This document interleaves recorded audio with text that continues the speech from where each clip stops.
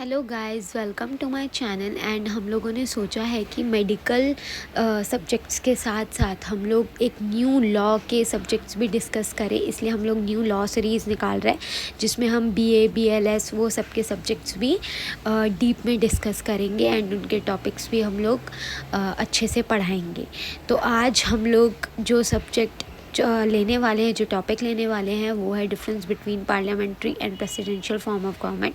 ये exam point of view से बहुत इंपॉर्टेंट टॉपिक है, कोर टॉपिक है। तो इसका डिफरेंस बिटवीन जो है वो ऐसा आता है कि parliamentary and presidential form of government का हम डिफरेंस बताइए आप लोग। अंडर द पार्लियामेंट्री सिस्टम जो होता है उसमें दो हेड ऑफ एग्जीक्यूटिव्स होते हैं, एक होता है नॉमिनल और एक होता है रियल। नॉमिनल में जो है वो प्रेसिडेंट ऑफ इंडिया का एग्जांपल दिया है एंड रियल में प्राइम मिनिस्टर का दिया है। बट जो प्रेसिडेंशियल फॉर्म ऑफ गवर्नमेंट होता है उसमें सिर्फ एक ही एग्जीक्यूटिव हेड होता है, वो एक ही चला रहा है सब कुछ। ठीक है, इसका सेकेंड पॉइंट जो है वो बताते हैं कि it works on the principle of fusion. Fusion मतलब दोनों का साथ मिलाकर एक मिक्सचर बना के वर्क करते हैं, जिसमें लेजिस्लेटिव और एग्जीक्यूटिव दोनों ही लेजिस्लेटिव के पार्ट होते हैं। But presidential form of government ऐसे वर्क नहीं करता, उनमें जो पावर है वो सेपरेट होती है, इंडिपेंडेंट होती है एक दूसरे से। और जो प्रेसिडेंट है और कैबिनेट है वो जो है लेजिस्लेचर में काम नहीं आता, उसका लेजिस्लेचर में कोई रोल नहीं है। यहाँ पे सब इंडिविजुअली अपना वर्क कर रहे हैं, लेजिस्लेचर अलग वर्क कर रहा है, एग्जीक्यूटिव अलग वर्क कर रहा है और तीनों भी इंडिपेंडेंट हैं। तो गाइज़ अब आगे के पॉइंट्स देखते हैं। आगे के पॉइंट्स में ये है कि कोई भी कैबिनेट को वो लेजिस्लेचर पे डिपेंड होगा और लेजिस्लेचर उनको कभी भी नो कॉन्फिडेंस मोशन डाल के वोट आउट कर सकते हैं।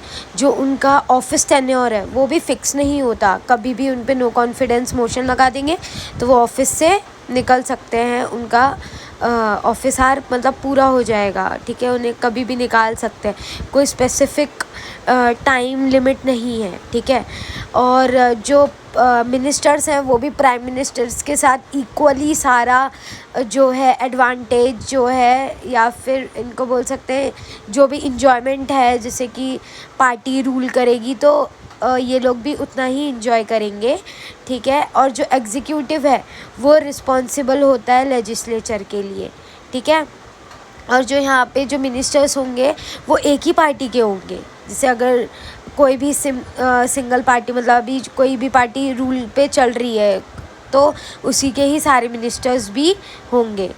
फिर उसके बाद में आता है कि ये इसमें जो मेंबर मिनिस्टर्स हैं वो दोनों के भी पार्ट हो सकते हैं, लेजिस्लेचर के भी और एग्जीक्यूटिव तो है ही, तो वो डुअल जो नेचर है वो दोनों एंजॉय कर सकते हैं। और उसके बाद में जो कैबिनेट है वो इधर रियल और पावरफुल बॉडी है, यहाँ पे कैबिनेट सब डिसाइड करती है, उनके हाथ में काफ़ी पावर्स हैं। ठीक है, और जो अब आते हैं प्रेसिडेंशियल फॉर्म ऑफ गवर्नमेंट में, तो उसमें है कि जो अपना लेजिस्लेचर है एग्जीक्यूटिव है ये दोनों भी इंडिपेंडेंट है, उनको कोई भी वोट आउट नहीं कर सकता, कोई भी लेजिस्लेचर वाला उन्हें वोट आउट नहीं कर सकता। उनकी जो टेन्योर ऑफ ऑफिस है, जो उसकी टाइम लिमिट है कितने साल कितने नहीं, वो भी फिक्स्ड है।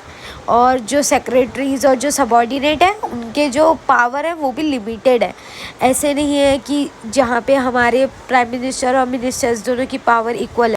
यहाँ पर एग्जीक्यूटिव्स रिस्पॉन्सिबल भी नहीं है कोई भी लेजिस्लेचर के एक्ट्स के लिए, क्योंकि ये दोनों इंडिपेंडेंट है, अपना अलग अलग सर्कल में काम कर रहे हैं। जहाँ की पार्लियामेंट्री जो फॉर्म ऑफ गवर्नमेंट है वहाँ पे दोनों भी अपनी अपनी ड्यूटीज़ इंडल्ज है थोड़ी बहुत, तो ऐसी चीज़ है। और यहाँ पर प्रेसिडेंशियल फॉर्म ऑफ गवर्नमेंट में पार्टी किसी की भी हो ऐसा कुछ भी मतलब ज़रूरी नहीं है, मिनिस्टर सेक्रेटरी सब अलग अलग पार्टी से बिलोंग कर सकते हैं। जो उनके सेक्रेटरीज़ हैं मिनिस्टर्स हैं वो लेजिस्लेचर में फॉर्म नहीं करते। और यहाँ पे जो कैबिनेट है वो काफ़ी मतलब पावरलेस है, उनकी बहुत लिमिटेड पावर है, इसलिए उन लोगों को किचन कैबिनेट भी बोला जाता है। The presidential form of government, the president or head of the state has no such power of dissolution of legislature।